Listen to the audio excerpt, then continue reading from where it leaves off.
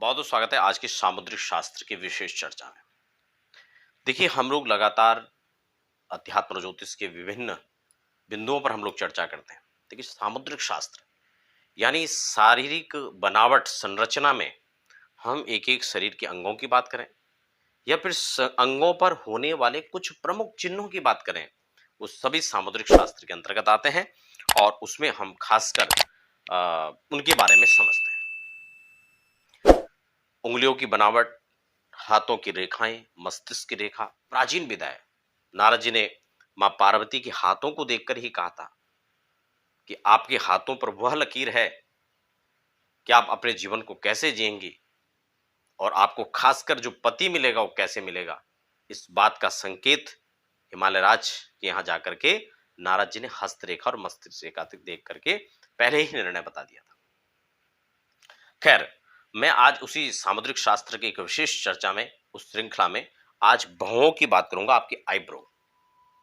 ये भौहें किस प्रकार से हैं, तो इस संरचनाओं के पीछे क्या रहस्य छुपा हुआ है, इससे क्या क्या चीजें हम पता कर सकते हैं, व्यक्ति के स्वभाव, व्यक्ति की विशेषताओं को लेकर के हम ये चर्चा कर सकते हैं और समझ सकते हैं कि व्यक्ति के जीवन में इन भौहों का क्या स्थान होता है।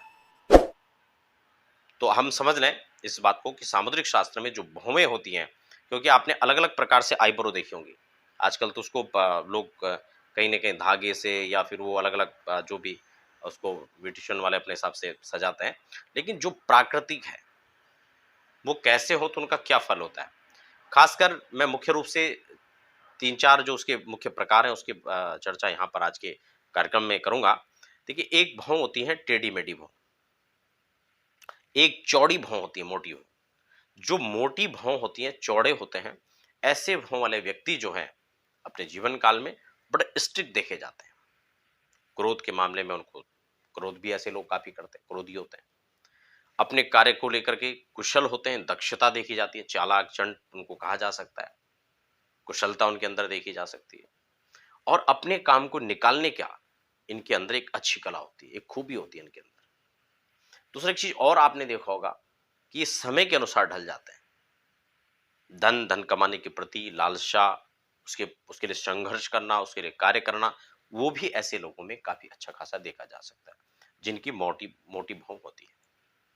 उसके बाद टेढ़ी मेढ़ी भौं, आपने देखा होगा किन्हीं की जो आईब्रो होती है वो बहुत टेढ़ी मेढ़ी या एक दो जगह से मुड़ी हुई या कुछ बहुत ज्यादा कुछ डिफरेंट तरीके की दिखती है कि यहाँ से बारीक है, यहाँ से बहुत चौड़ी हो रही है।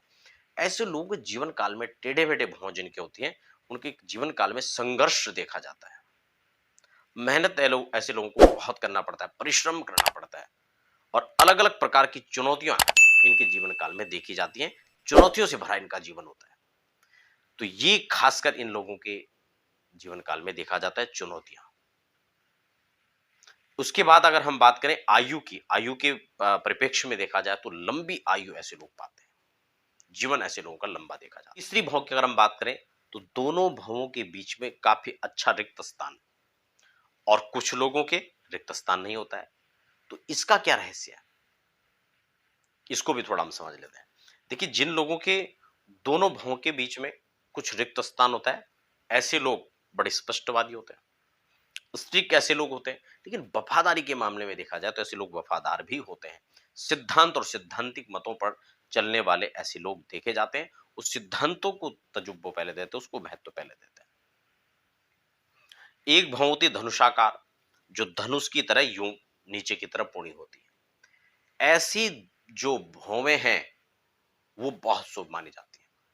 अत्यंत शुभ भौं की बात करें तो दो प्रकार की भौवें बहुत शुभ मानी जाती है, उसमें से एक धनुषाकार है। धनुषाकार वाले व्यक्ति जो है भाग्यशाली होते हैं, धनी होते हैं, स्पष्टवादी, कलात्मक और कलात्मक दृष्टिकोण से वो लोग आगे चलते हैं। बहुआयाम इनके जीवन काल में देखा जाता है, हर चीज को लेकर कई विधाओं के ज्ञाता होते हैं ऐसे लोग। और दूसरा होता है चंद्राकार, स्पष्ट लंबी और घने चंद्राकार अगर जिनकी भौं होती है वो बहुत शुभ होते हैं। खासकर स्त्रियां अगर ऐसी भौं को अगर उनके हैं तो उनके लिए बहुत शुभ और भाग्यशाली का यह संकेत माना जाता है। प्राचीन काल में आपने देखा होगा जब बहुएं देखने जाते थे तो उसमें क्या देखते थे, वो प्राचीन विधाओं के ज्ञाता जो होते थे वो ऐसी चीजों पर खासकर फोकस करते थे।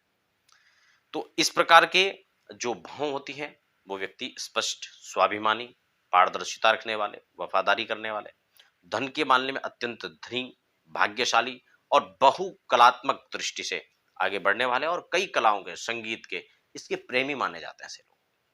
सरल हृदय के, निर्मल हृदय के, छल कपट से दूर, उच्च प्रतिष्ठा, सम्मान, बहु प्रकार के आर्टिस्ट जो होते हैं वो इस प्रकार के क्षेत्रों से जुड़े हुए लोग जो कला से जुड़े हुए क्षेत्रों में काम करते हैं, उनकी अक्सर आपको इस प्रकार की भूमि देखने को मिलेगी।